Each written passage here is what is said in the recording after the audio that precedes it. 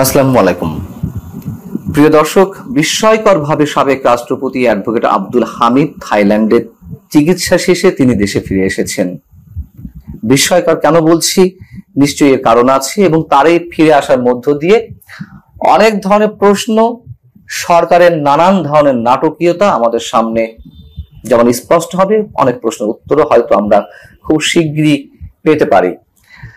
সে বিষয়ে অবশ্যই কথা বলবো। তার আগে আপনাদের একটু তার ফিরে আসা সম্পর্কে জানিয়ে রাখি।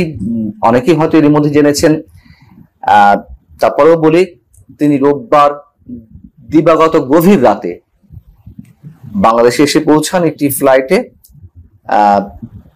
এবং রাত ৩টার সময় সব ধরনের ফর্মালিটিস মেনটেন করে তিনি বিমানবন্দর এলাকা থেকে বেরিয়ে আসেন।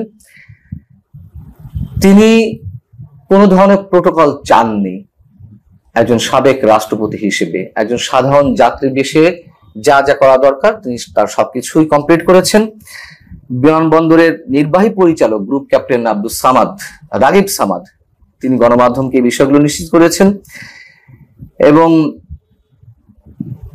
তিনি যখন দেশে ফিরে আসেন, তার পরনে যে লুঙ্গি ছিল, পাঞ্জাবি ছিল, মাস্ক ছিল, যেভাবে ঠিক গিয়েছিলেন সেভাবেই ফিরে এসেছেন অনেকটা।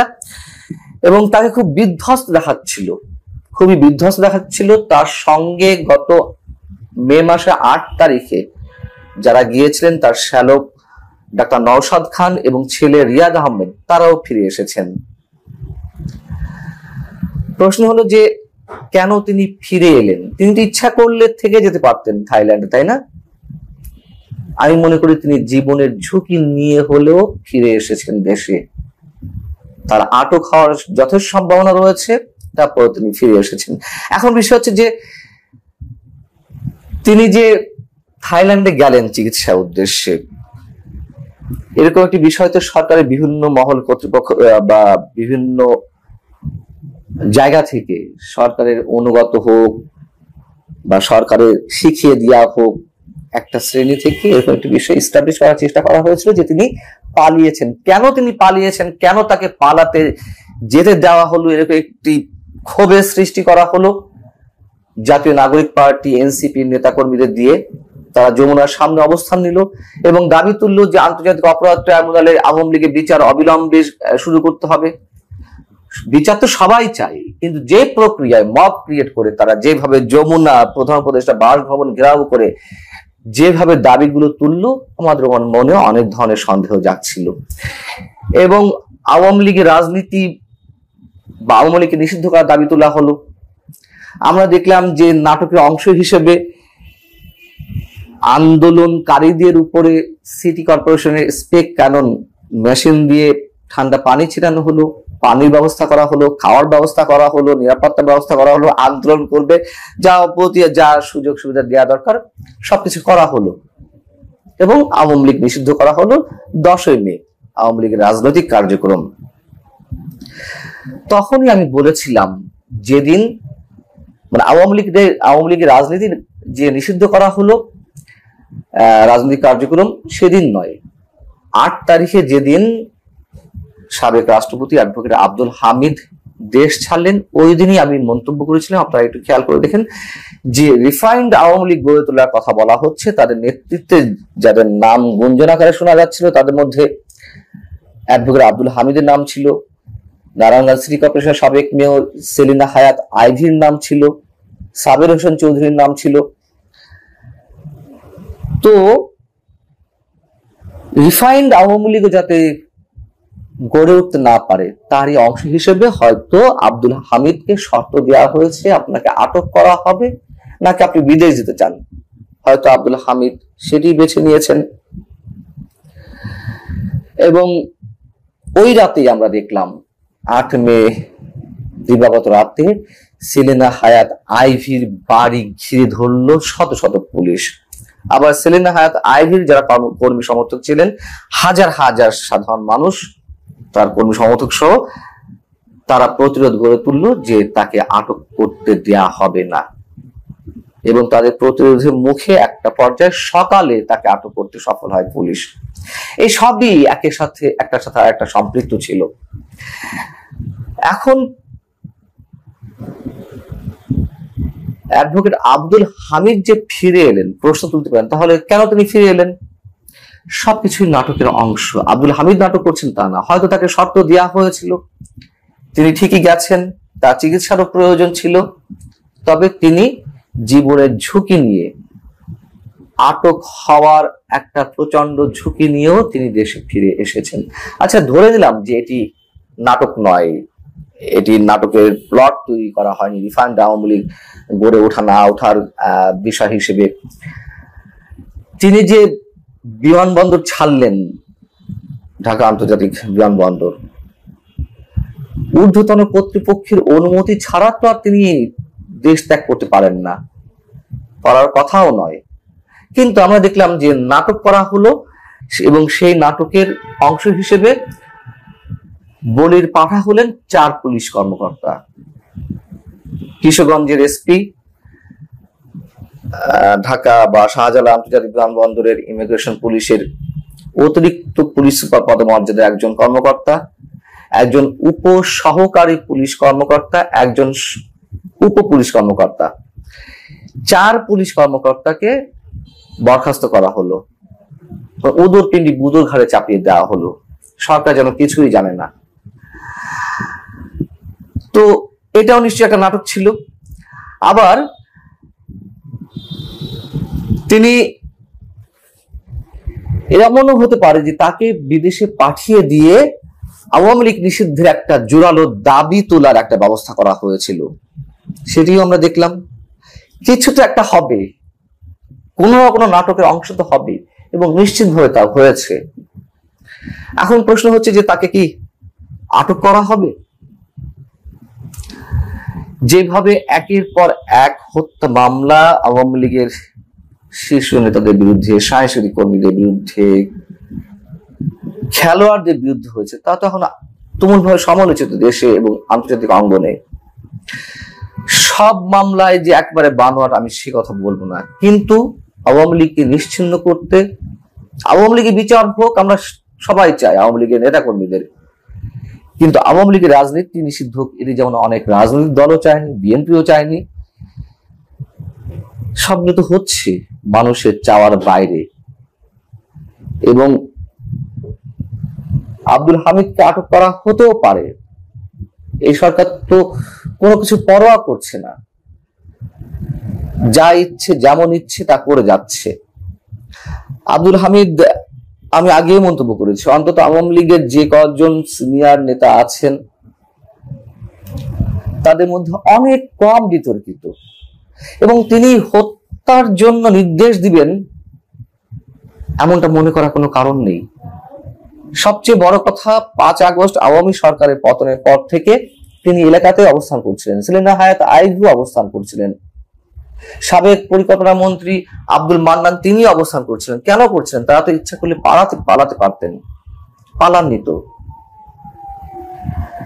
আমরা দেখেছি যে আব্দুল মান্নানকে আটক করা হয়েছিল, এলাকায় যার এত জনপ্রিয়তা, এবং তিনি একসময় আমরা থাকলেও পরবর্তীতে রাজনীতিতে আসেন, মন্ত্রী হয়ে ওঠার পরেও তার বিরুদ্ধে কোনো ধরনের দুর্নীতি অভিযোগ আসেনি, ক্ষমতা অপব্যবহার করতে আমরা দেখিনি, তারপরেও তাকে আটক করা হয়েছিল।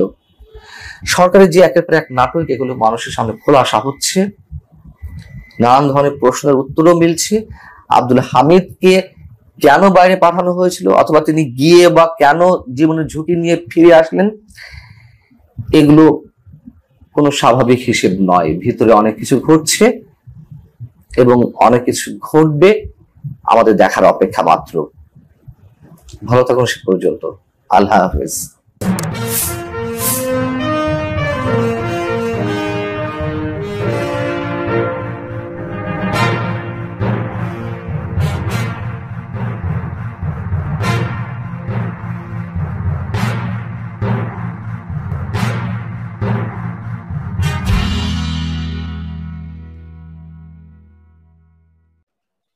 প্রিয় দর্শক, সাজ্জাদ কাদেরের সালাম নেবেন। আসসালামু আলাইকুম, প্রীতি এবং শুভেচ্ছা।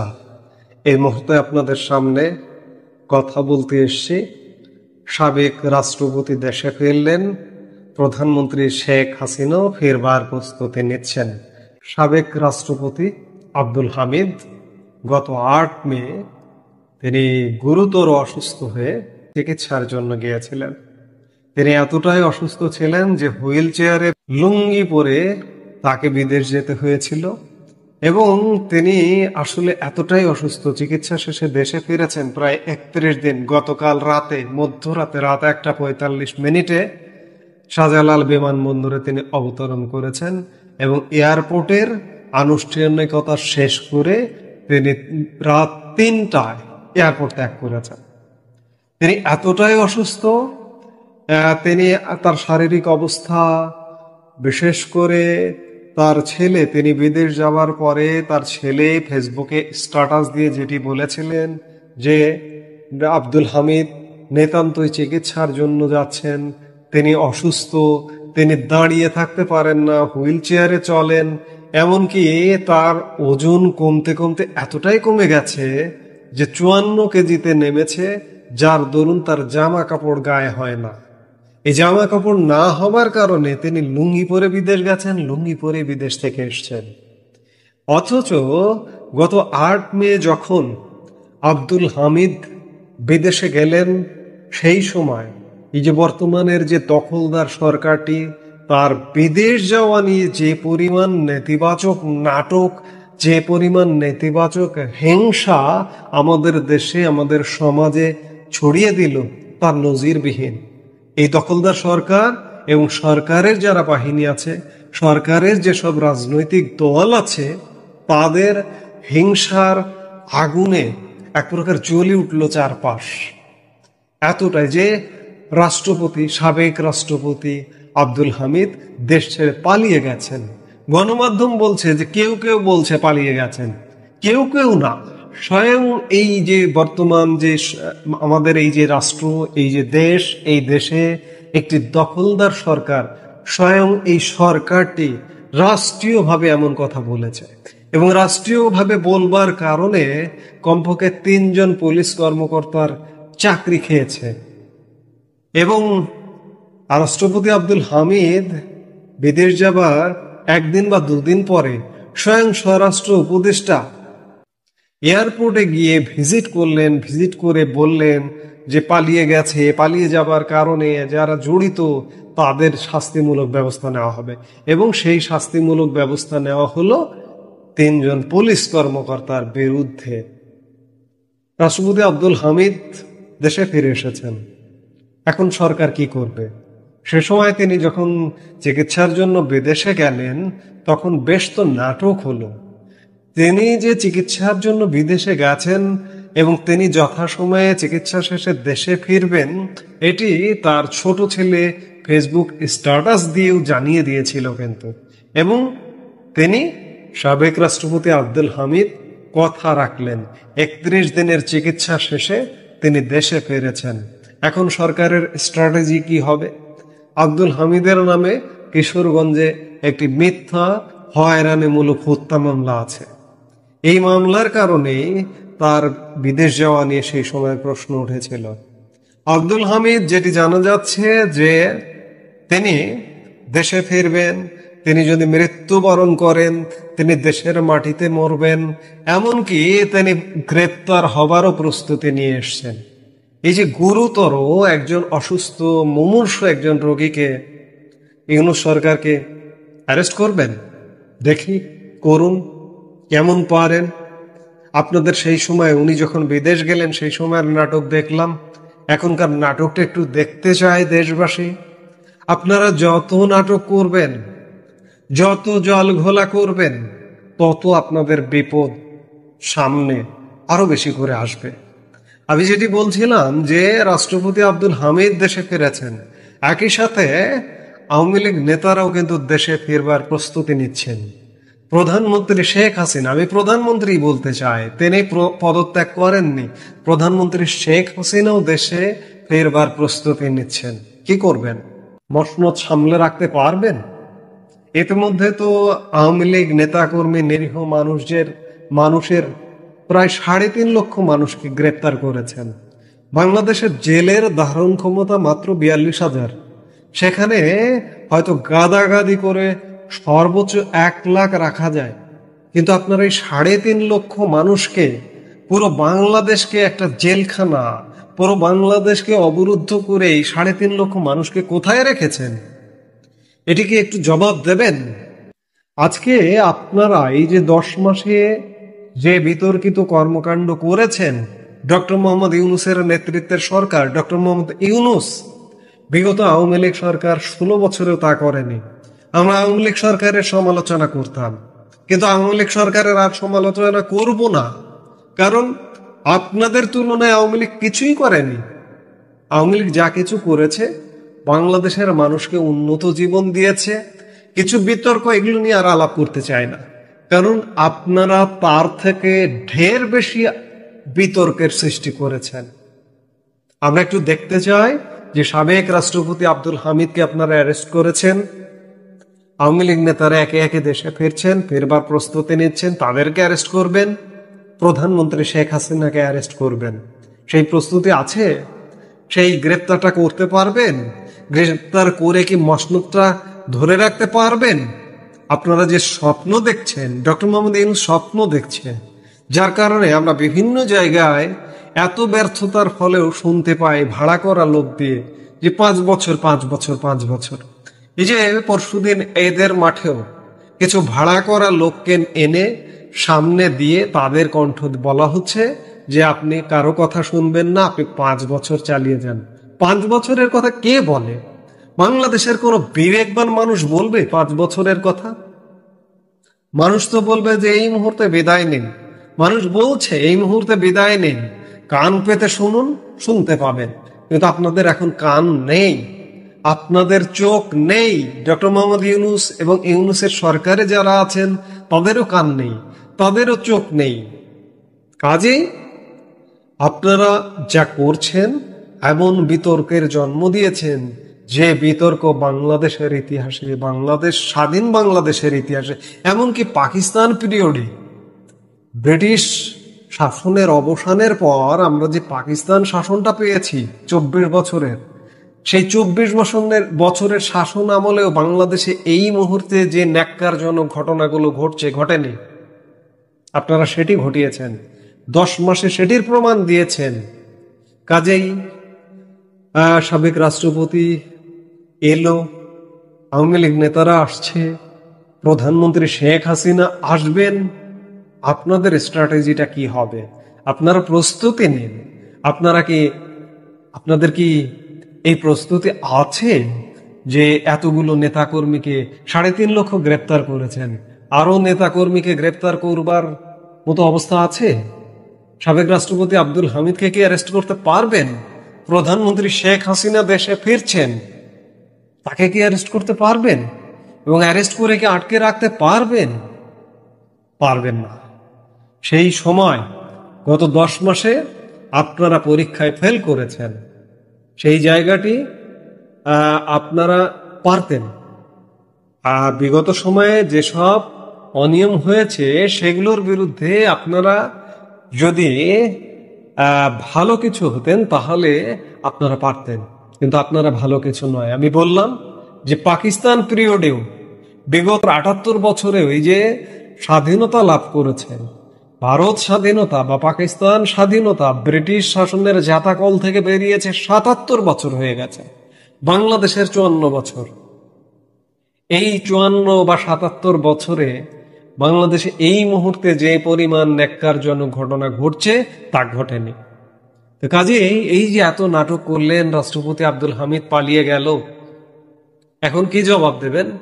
আমরা চাই আপনারা রাষ্ট্রীয়ভাবে একটা জবাব দিন যে আব্দুল হামিদ পালিয়ে গেল, পালানো লোকটা আবার ফিরে এলো কিভাবে, এই বিষয়টা কিভাবে ঘটলো, একটু সরকারের তরফ থেকে একটু ব্যাখ্যা চাই আমরা। এই মুহূর্তে এ পর্যন্তই। সবাই ভালো থাকুন, সুস্থ থাকুন। আমাদের ভিডিওগুলো নিয়মিত পেতে সাবস্ক্রাইব করুন Sajjad Kadir and the legends YouTube channel এবং লাইক, কমেন্ট, শেয়ার করে সাথে থাকুন।